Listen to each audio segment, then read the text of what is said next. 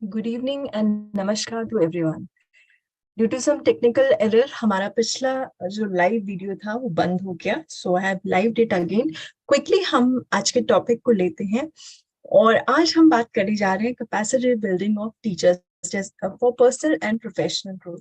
तो जैसे मैं बता रही थी, हम सभी कभी ना कभी अपनी जिंदगी में टीचर्स का रोल प्ले करते हैं, भले ही हमारा वो प्रोफेशन ना हो फिर भी.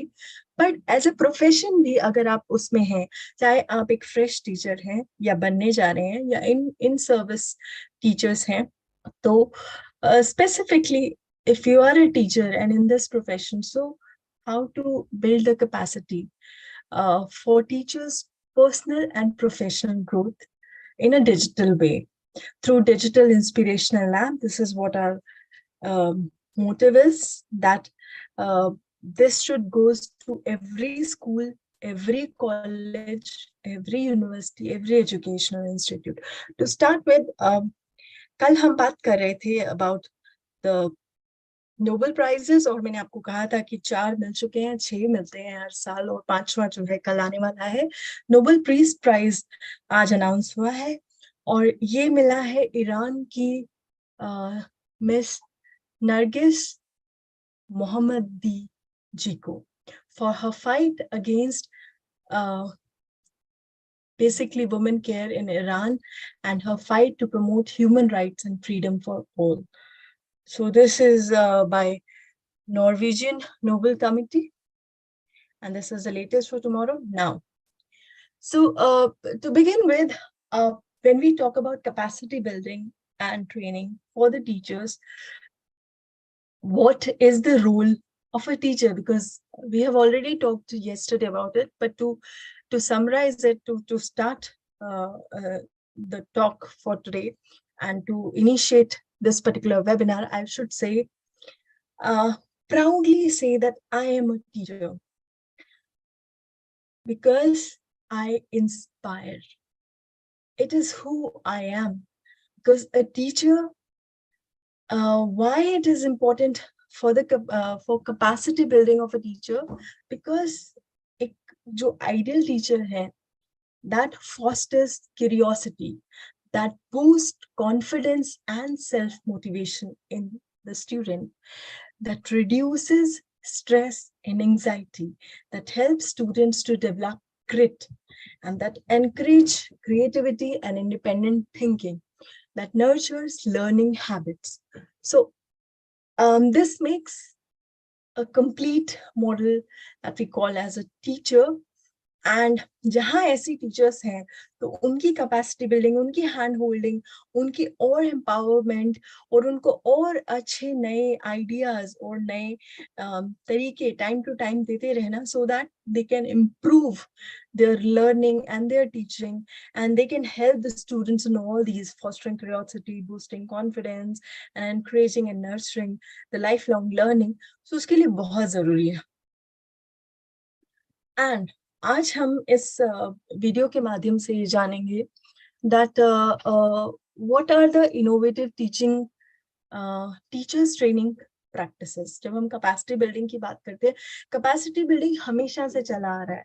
लाइक एवरी टाइम जब हम फैकल्टी डेवलपमेंट एफडीपीज की बात करते हैं या आप टीचिंग में भी हो, आप एक प्रॉपर कोर्स करके आए होते हैं, आपको बेसिक्स पता है और टाइम टू टाइम उसमें डेवलपमेंट्स भी होते हैं.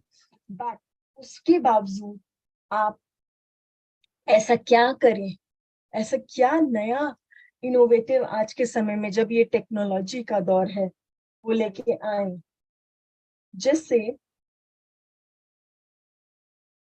वो जो कैपेसिटी बिल्डिंग है वो रियल सेंस में एनकरेजिंग लगे, capacity building point of view से इंपॉर्टेंट लगे, और लगे कि आज के समय में इस तरीके की कैपेसिटी बिल्डिंग का वाकई में रेलेवेंस है. तो कुछ आइडियाज हैं जो क्विकली मैं आपके साथ आज शेयर करूंगी. So first of all, it's micro learning modules. जब हम कैपेसिटी बिल्डिंग की बात कर रहे हैं, न्यू पेडागोजीज की, न्यू लर्निंग मेथोडोलॉजीज की बात करते हैं, तो उसमें एक टर्म है जो आजकल काफी यूज होती है, माइक्रो लर्निंग, बजाय कि हम बहुत लंबे लंबे चैप्टर्स, लंबी लंबी चीजें स्टूडेंट्स को दें, टीचर्स को चाहिए in in their lesson plans and their management when they are doing for that, कि उसको माइक्रो बिट्स में डिवाइड कर दें, छोटी छोटी चीजों में, ताकि उसकी memory value for the students ज्यादा रहे। ये एक न्यू जो है कॉन्सेप्ट है in learning, micro learning modules that teachers can prepare. और उसमें अलग अलग तरीके से वो आप कर सकते हैं, इन्फोग्राफिक्स के माध्यम से, पॉडकास्ट के माध्यम से, micro presentations, through videos, through certain assessments and even games. So आप माइक्रो लर्निंग मॉड्यूल्स प्रिपेयर कर सकते हैं। देन वर्चुअल रियलिटी जो है, थ्रू सिमुलेशंस, आप कैपेसिटी बिल्डिंग के दौरान जब हम, बिकॉज ये जो चीजें हैं, जब हम टीचर्स की कैपेसिटी बिल्डिंग करेंगे तो ultimately that will pass on to the students, because then they will adapt all these things in their teaching and learning process. So virtual simulations भी जो है during the training process teachers को दिए जाने चाहिए through various situations and through VR equipments and AR equipments that can make the class and the education quite interesting and innovative. At the same time gamification, but gamifications हम बात करते हैं, पर इसका जो यूटिलाइजेशन है वो काफी कम एरियाज में मिलने देखने को मिलता है, and it has been practised by most creative minds. तो अगर हम अपने टीचिंग सेशंस में ही या फिर ट्रेनिंग सेशंस में या capacity building, faculty development programmes में इस तरीके के चीजें लेके आए, तो वो कहीं ना कहीं टीचर को और ज्यादा अच्छे से कॉन्सेप्ट को अंडरस्टैंड करने में हेल्प करेगा, and they can implement that in their teaching and learning process also. And then peer observation and feedback, while they are into their training process, teachers or capacity building and faculty development encourage teachers to observe their peers in the classroom and provide feedback, make them small groups, and then tell them to give the feedback so that वो collaborate भी कर पाएंगे, वो communicate भी कर पाएंगे और continuous improvement कर पाएंगे। और उसके लिए आजकल के जितने नए इक्विपमेंट्स हैं, चाहे वो थ्रू वीडियो रिकॉर्डिंग हो या थ्रू आपके ऑनलाइन सेशंस रिकॉर्डिंग हो, या किसी भी और तरीके से आपने कोई इनोवेटिव ब्लॉग लिखा है, through vlog also you can do that. Then flipped blended classroom cross over teaching approaches, हमने हमेशा ये चीज स्पेसिफिकली कोविड के दौरान से सुना है, बट इसमें कुछ और नए नए वर्ड्स ऐड होते जाते हैं। फ्लिप्ड, इट इज ऑलवेज कि आप ट्रेडिशनल टीचिंग को छोड़कर उनको कुछ असाइनमेंट्स के तौर पे, कुछ होम असाइनमेंट्स के तौर पे आप दीजिए, और उसके बाद ना केवल उसे पढ़ाइए बट उनसे डिस्कस कीजिए। This teachers can do with students, and during the capacity building training this we can do with the training teachers. And also cross over teaching is blended learning, is where हम बहुत सारे अलग अलग equipments को through traditional teaching and through online teaching and technological equipments use करके हम कर सकते हैं। Cross over teaching is where आप सिर्फ क्लासरूम एनवायरनमेंट नहीं देते बच्चों को, आप उन्हें बाहर भी लेके जाते हैं, और उन्हें, जैसे suppose if you are teaching some scientific lesson to them, तो बजाय कि उन्हें क्लासरूम एनवायरनमेंट में पढ़ा के, आप ये भी कर सकते हैं कि उनको वो नेचुरल एनवायरनमेंट में ले जाकर और फिर वो खुद दिखा के, ताकि वो प्रैक्टिकली उस चीज को ऑब्जर्व कर सके। आप कोई म्यूजियम पढ़ा रहे हो या हमारे आर्ट एंड हेरिटेज के बारे में बता रहे हैं, तो आप किसी ऐसी जगह पे स्टूडेंट्स को ले जाकर वहां पे आप उनको इस तरीके की एजुकेशन दे सकते हैं, and then they can learn more. और यही चीजें हम during the capacity building training teachers के साथ भी कर सकते हैं, so that they can understand कि मैं अपनी पेडागोगी में, अपने प्लानिंग में, अपने क्रिएटिविटी में क्या नए चेंजेस लाने हैं according to the needs of the student, and also according to the situations that they can analyze in within their class. और बहुत इम्पोर्टेंट चीज जिसका इस्तेमाल होना शुरू हो चुका है, भले ही अभी काफी सीमित लेवल पे हो, काफी कम लेवल पे हो in education, but gradually and slowly जो है इट विल ग्रो। और एआई की जैसे हम बात करें, आर्टिफिशियल इंटेलिजेंस, तो ऐसा नहीं है कि टीचर्स जो है रिप्लेस कर दी जाएंगी with artificial robots and other things, but yes, teachers are required जो कि technologically sound हो, and they can shake hand with AI and implement that in their classes, in their assignments, in their evaluations and other things. So that is very, very important. Now, so अभी जो चीजें इसमें हो रही हैं वो है वर्चुअल फैसिलिटेटर्स हैं, जिसमें हमें चैटबॉट्स हम देख सकते हैं, स्मार्ट कंटेंट्स आप चैट जीपीटी के थ्रू आजकल लिख सकते हैं, ऑटोमेटेड ग्रेडर्स हैं, आपको एनालाइज करने की जरूरत नहीं है, आप अगर मार्क्स डालें तो ऑटोमेटिकली एनालिसिस निकल के आ जाता है, ग्रेडिंग सिस्टम्स आ जाते हैं, डाटा एक्यूमुलेशन, सभी आप क्लास के आजकल attendance and everything that is online through common mode. Cloud computing is also there. Then chat campus, adaptive learning, proctoring. Proctoring is something जब हम इन्विजिलेशन करते हैं तो वो भी कैमरास के थ्रू, आर्टिफिशियल इंटेलिजेंस के थ्रू इन्विजिलेटिंग प्रोसेस भी आसान है. Chatbots I have already told, and personalised learning is also there. So ये सब चीजें हम during the capacity building training programmes is can be introduced, and they can be educated about it. और इससे related काफी सारी videos and other things हैं. So resources की मद्देनजर रखते हुए कि जो भी ट्रेनिंग दे रहा है या जहाँ पे भी ट्रेनिंग दी जा रही है, किसी भी इंस्टीट्यूट में दी जा रही है, तो उनके डिजिटल रिसोर्सेज कैसे हैं या किस तरीके के अप्रोच है as far as technology, Wi-Fi systems are concerned, हम उस अपनी जो कैपेसिटी बिल्डिंग करिकुलम है उसको एनहांस कर सकते हैं.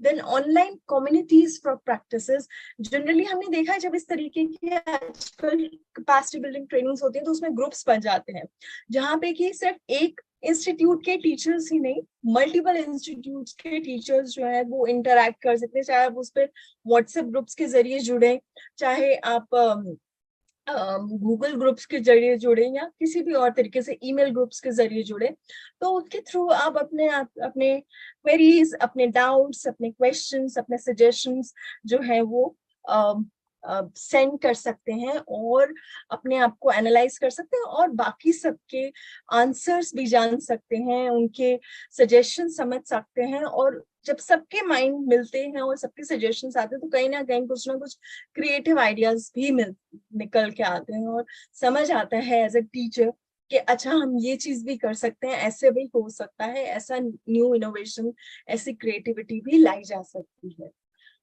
एंड अगर आपको कोई डाउट है, कोई ऐसा प्लान है, ऐसा कोई एक्सरसाइज है जिसमें आप स्टक हो गए और आपको समझ नहीं आ रहा है कि अब आप इसमें क्या करें, क्या इनोवेशन लेके आए, तो भी आप ऐसे अपने पीयर मेड ग्रुप्स में ये चीजें पूछ सकते हैं.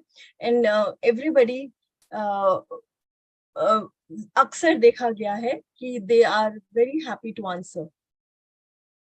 देन पर्सनलाइज्ड लर्निंग पाथ के थ्रू हम ये जानते हैं, these are also the ideas जिसमें कि हर एक स्टूडेंट,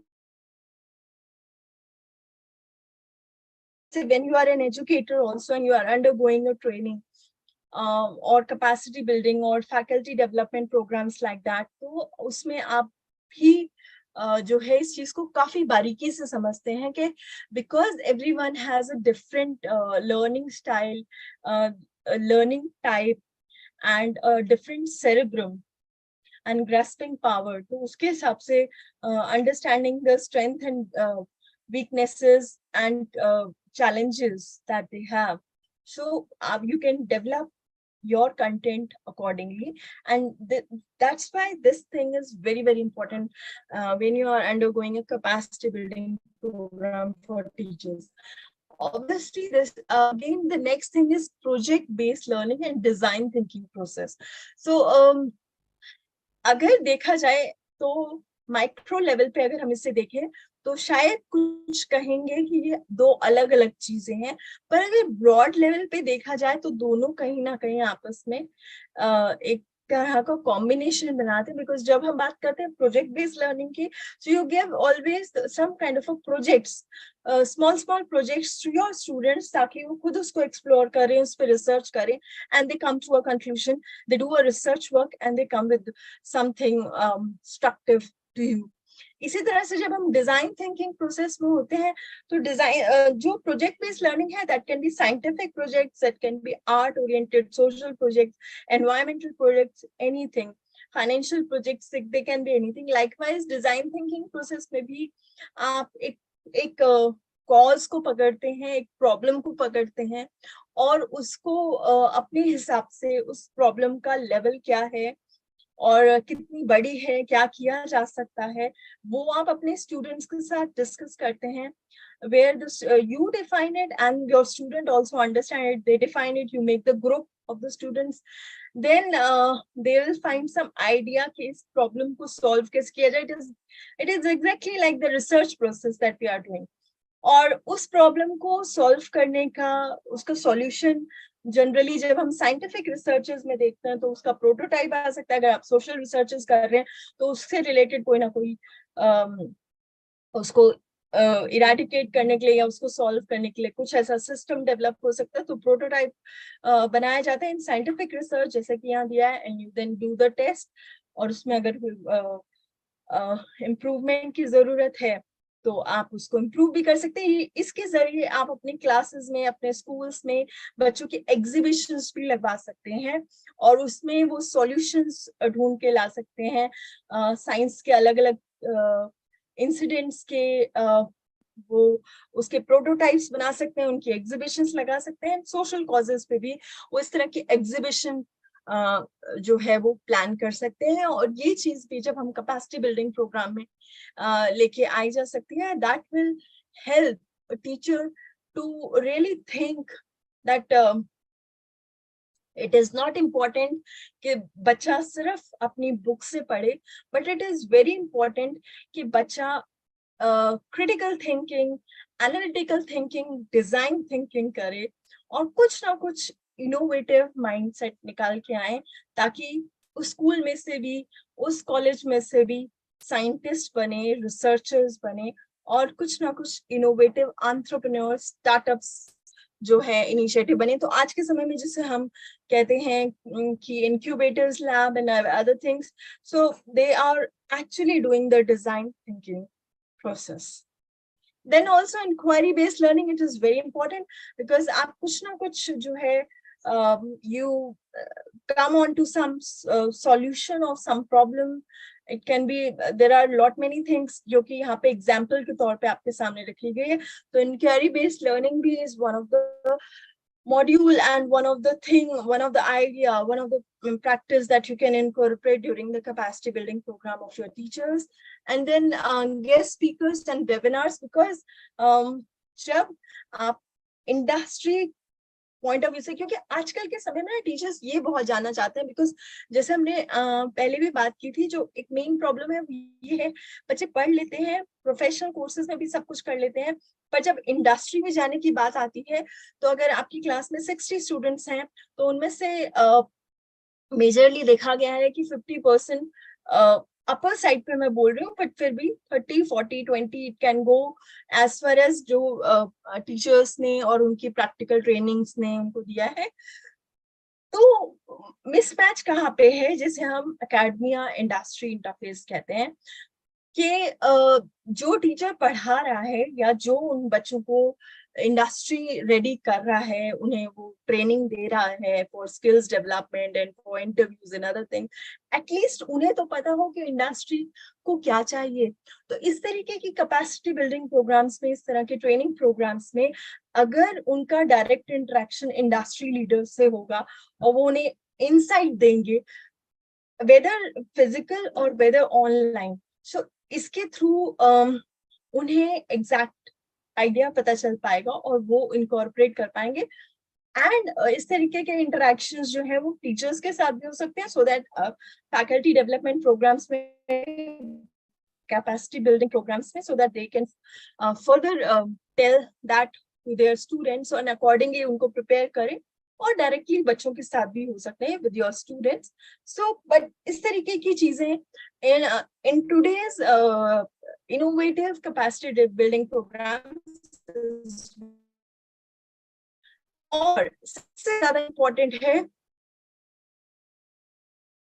एनालिसिस कि जो हम कहते हैं सोशो इमोशनल बॉन्डिंग कहते हैं, एम्पैथी कहते हैं, mindfulness and wellbeing. Because stress management is one of the thing which is very very important every session of faculty development and capacity building program, so that a teacher as a person एक better तरीके से evolve हो सके. और जैसे आप अपनी screen पे देख पा रहे हैं, अगर आप वो mindful approaches, work life balances और healthy atmosphere and stress management, ये सब टेक्निक्स लेके आ पाएंगे, तो कहीं ना कहीं टीचर की जो क्वालिटी है और डिलीवरी मैकेनिज्म है वो इम्प्रूव हो पाएगा.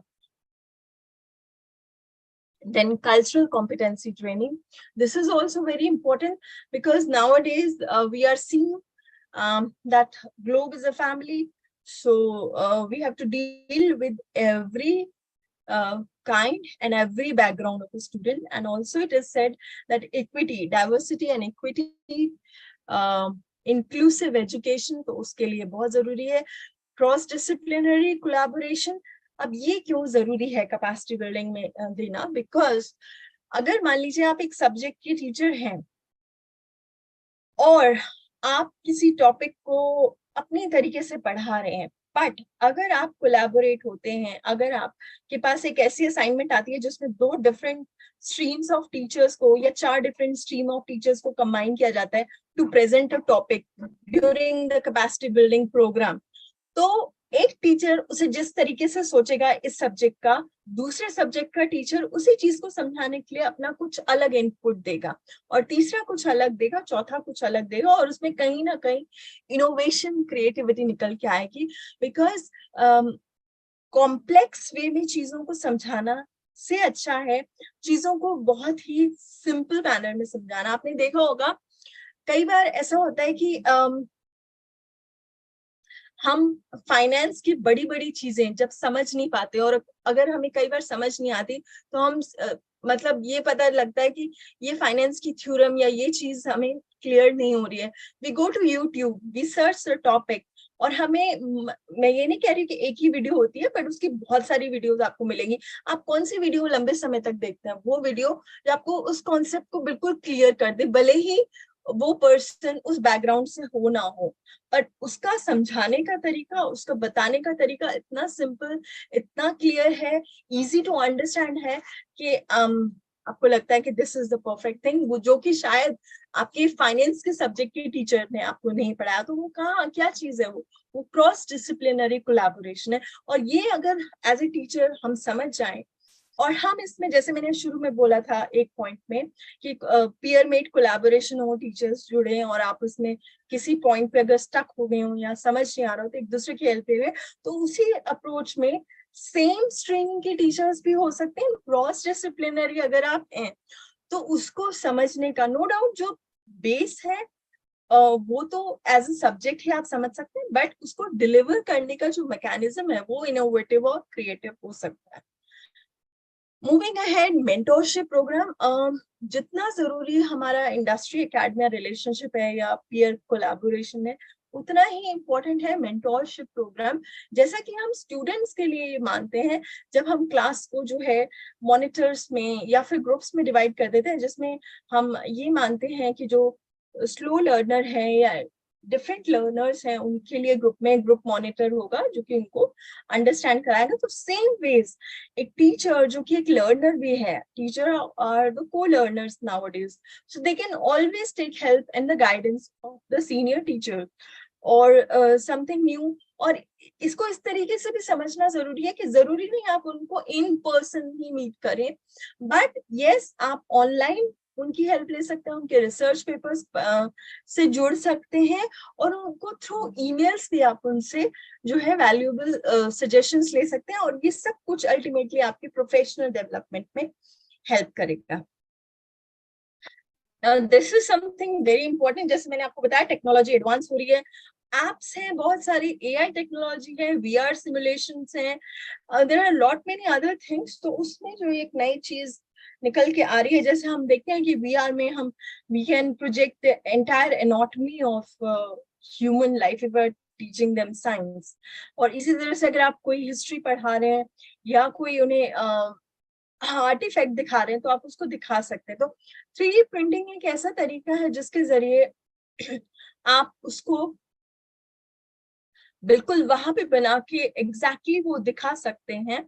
और कुछ समय पहले तक ये जो है काफी ज्यादा एक्सपेंसिव चीज थी, जो कि आम आदमी के बस की या नॉर्मल लाइफ में इसे सिर्फ हम सुन सकते थे और इस्तेमाल करना काफी मुश्किल था। बट अब जो है वो चीजें चेंज हो रही हैं और 3D प्रिंटिंग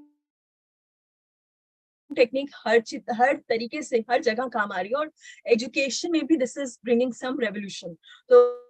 तो अगेन आई एम सेइंग कि अगर कैपेसिटी बिल्डिंग प्रोग्राम्स के अंडर आपका जो टेक्नोलॉजी है और आपका जो इंफ्रास्ट्रक्चर है, अगर वो साउंड है, तो आप इस तरीके की ट्रेनिंग भी during your capacity building programme दे सकते हैं, सो दैट टीचर अंडरस्टैंड कि ये चीज किस तरह से वर्क करती है, किस किस एरिया में यूज हो सकती है, और किस तरह से हम बच्चों को थ्रू द रियल मॉडल उनके सामने वहां पे उन्हें बना के प्रेजेंट कर सकते हैं।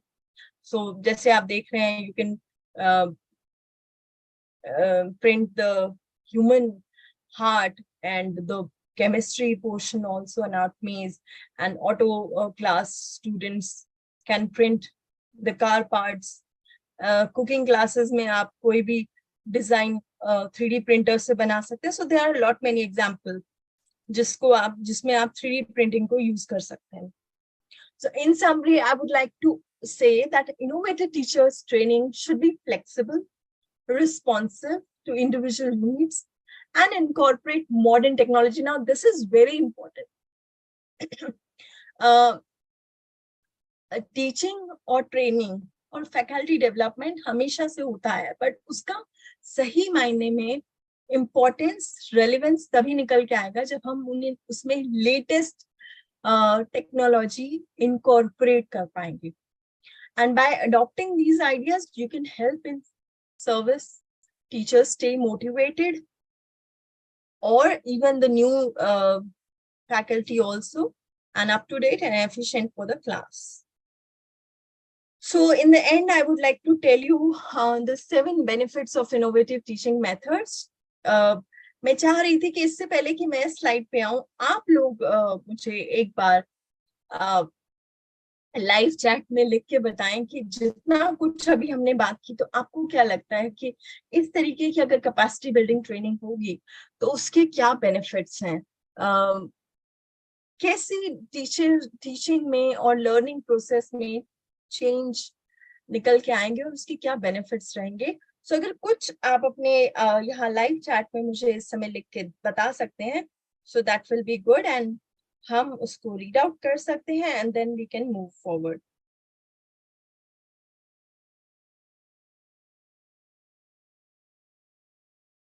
आई विल वेट कि आप सब अपने अपने सजेशंस दें और बताएं कि कैपेसिटी बिल्डिंग जो है वो किस तरीके से बेनिफिशियल रहेगी। और जब तक आप बता रहे हैं, मैं भी साथ साथ हम कुछ डिस्कस करते हैं। देखिए, सिंपल सी बात है, जब आप इस तरीके के इनोवेटिव टीचिंग मेथड्स और इनोवेटिव ट्रेनिंग प्रोसेसेस बना के टीचर्स को ट्रेन करते हैं, तो उन्हें एक सबसे पहले तो जो चीज आती है वो आता है कॉन्फिडेंस। बिकॉज जहाँ पे नॉलेज गेन होती है, जहाँ पे लेटेस्ट इंफॉर्मेशन मिलती है, लेटेस्ट ट्रेंड्स का पता चलता है, तो एक तरह से हमारा कॉन्फिडेंस बूस्ट अप होता है और कहीं ना कहीं उन्हें प्रेरणा मिलती है कि उन्हें कुछ और करना है।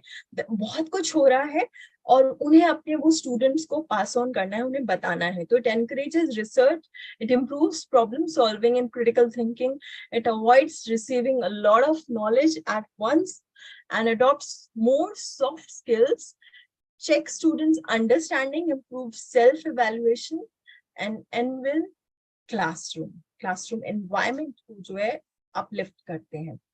सो ये कुछ चीजें थी जो मैं आज आपके साथ शेयर करना चाह रही थी। जब हम प्लान कर रहे हैं तो मेरा यही आप सबसे कहना है, जो भी एजुकेटर्स हमें सुन रहे हैं,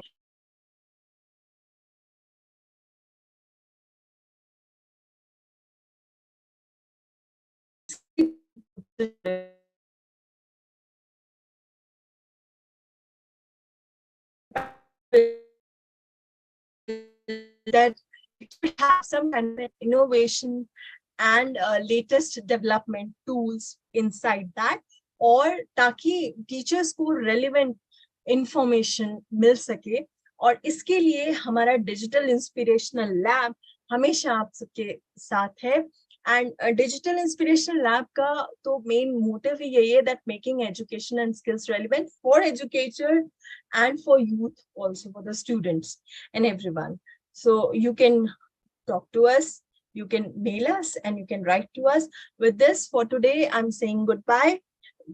And tomorrow is Saturday, और tomorrow हम आपके साथ अपना आयुर्वेदा का special programme Ayurveda for global wellness लेके आएंगे, जहाँ पे डॉक्टर परमेश्वर अरोड़ा जी आपके स्वास्थ्य से जुड़े हुए प्रश्नों के जवाब देते हैं आयुर्वेदिक रेमेडीज के थ्रू, रेमेडीज उनके आयुर्वेदिक समाधान बताते हैं। तो कल 8 बजे आप हमारे साथ जुड़िएगा। और ये जो ट्रेनिंग एंड लर्निंग का सिलसिला है, सॉफ्ट स्किल्स इम्प्लीमेंटेशन का सिलसिला है, और एजुकेशन को रेलेवेंट बनाने का सिलसिला है, ये लगातार चलता रहेगा किसी ना किसी तरीके से, चाहे वो किसी वोकेशनल कोर्सेज के लिए हो, चाहे रेगुलर एजुकेशन के लिए हो, चाहे एजुकेटर्स के लिए हो, यूथ के लिए हो, पेरेंट्स के लिए हो, कोलैबोरेशंस के लिए हो, किसी भी तरीके से। पर ये हमारी तरफ से chamber for service industry and digital inspiration lab की तरफ से चलता रहेगा। Thank you so much for today.